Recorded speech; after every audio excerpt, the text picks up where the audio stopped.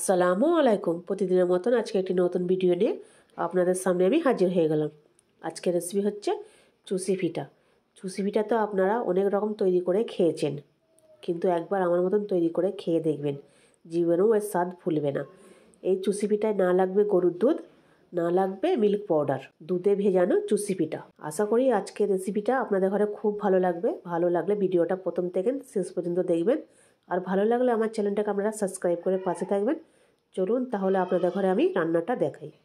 চুষি পিঠার জন্য লাগবে চালের আটা। এটা শুকনো চালের আটা, দোকান থেকে কিনে নিয়ে আসা। এখানে 2 বাটি চালের আটা নিয়েছি, 1 বাটি ময়দা মিশিয়ে দেব। আর হাত দিয়ে ভালো করে মিশিয়ে নেব। আগে থেকে কিন্তু আমি জল চাপিয়ে দিয়েছি। জলটা গরম হয়ে গেছে, সামান্য একটু লবণ দিয়ে দেব। লবণটা দিয়ে জলের সাথে ভালো করে মিশিয়ে নেব।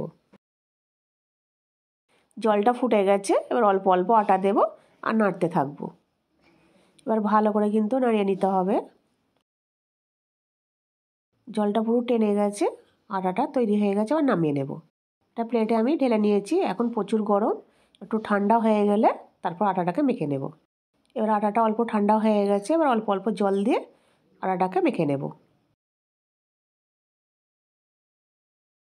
আটাটা মেখে নেওয়া হয়ে গেছে, এবারে চুষি তৈরি করে নেব। ছোট ছোট লিচি কেটে নিয়েছি। এরকম হাত দিয়ে একটু কিন্তু লম্বা লম্বা করে নিতে হবে। চুষি পিঠা তো সবাই করতে পারে, কিন্তু এখনও যারা নতুন রাঁধুনি আছে তারা তৈরি করতে পারে না। চুষি পিঠাগুলোকে তৈরি করে নেব। অল্প করে শুকনো আটা ছিটিয়ে দিলাম, এবার সামান্য আটা নিয়ে নেব। এরকম হালকা হাতে একটু চাপ দিলেই তৈরি হয়ে যাবে চুষি পিঠা। দেখুন, তৈরি করতে কিন্তু দেরি হয়, খেতে কিন্তু দারুণ লাগে। সব কটা চুষি পিঠা আমার তৈরি করা হয়ে গেছে, এবার তুলে নেব।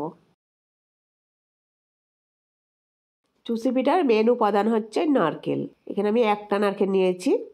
নারকেলটাকে আমি ফাটিয়ে নিয়েছি, এবার কুড়ে নেব। নারকেলটাকে কুড়ে নেওয়া হয়ে গেছে। এবার একটা মিক্সার জার নিয়েছি, নারকেল কুড়াটা মিক্সার জারের মধ্যে দিয়ে দেব। এখানে হালকা কুসুম জল নিয়েছি, অল্প করে দিয়ে দেব। নারকেলটা কিন্তু ভালো করে পেস্ট করে নিয়েছি, মিহিন করে পেস্ট করে নিতে হবে। অন্য পাত্র নিয়েছি, এরকম বড় সাইজে একটা ছাঁকনি নিয়েছি, এরকম সুতির কাপড় নিয়েছি। এবার নারকেলের যে পেস্টটা অল্প করে ঢেলে দেব, দিয়ে এরকম নিচড়ে নেব। এরকম হাত দিয়ে কিন্তু চেপে চেপে নিচে নিতে হবে। হাত দিয়ে চাপ দিয়ে নারকেলের দুধটাকে বের করে নিয়েছি। কতটা দুধ বেরিয়েছে দেখুন। এবারে উনুনের মধ্যে কড়া চাপিয়ে দিয়েছি, নারকেলের দুধটাকে কড়ার মধ্যে ঢেলে দিলাম। এবারে 3টে এলাচ দিয়ে দেবো, ফাটিয়ে দিয়েছি এলাচগুলো। একটা তেজপাতা দিয়ে দেবো, স্বাদ অনুযায়ী লবণ দিয়ে দেবো, দিয়ে হালকা হাতে নাড়াচাড়া করব। নারকেলের দুধটা গরম হয়ে গেছে, 1 বাটি আমি খেজুরের গুড় নিয়েছি, দিয়ে দেব। মিষ্টিটা কিন্তু আপনাদের প্রয়োজন মতো আপনারা মিষ্টিটা দেবেন। এবার ভালো করে দুধটাকে কিন্তু ফুটিয়ে নিতে হবে।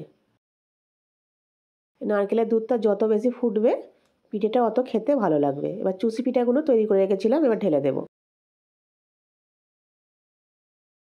হালকা হাতে নাড়িয়ে নেব। প্রথমে কিন্তু চাপ দিয়ে নাড়লে কিন্তু চুষি পিঠাগুলো ভেঙে যাবে। দেখুন টকবক করে ফুটছে, দেখুন পিঠাগুলো আমার তৈরি হয়েই এসেছে। চুষি পিঠাটা তৈরি হয়ে গেছে, দেখুন রঙটা চেঞ্জ হয়ে গেছে। প্রথমে দিয়েছিলাম কিন্তু সাদা হয়েছিল, যখন চুষি পিঠাটা হয়ে যাবে একটু রঙটা চেঞ্জ হয়ে যাবে। দেখুন এবারে নামিয়ে নেব চুষি পিঠাটা। তৈরি হয়ে গেল দুধ ছাড়া দুধে ভেজানো চুষি পিঠা। কত সহজভাবে আপনাদের ঘরে তৈরি করে দেখালাম। আপনারা একবার হলেও এইভাবে আমার মতন চুষি পিঠাটা তৈরি করে খেয়ে দেখবেন, তারপরে আমাকে কমেন্টে জানাবেন। এই চুষি পিঠাটা ঠান্ডা বা গরম যেইভাবেই খাবেন খেতে কিন্তু অসাধারণ হয়। আশা করি আজকের রেসিপিটা আপনাদের ঘরে খুব ভালো লাগবে। ভালো লাগলে আমার চ্যানেলটাকে আপনারা সাবস্ক্রাইব করে পাশে থাকবেন, লাইক করে দেবেন। আবার দেখা হচ্ছে আপনাদের সাথে নেক্সট ভিডিওতে।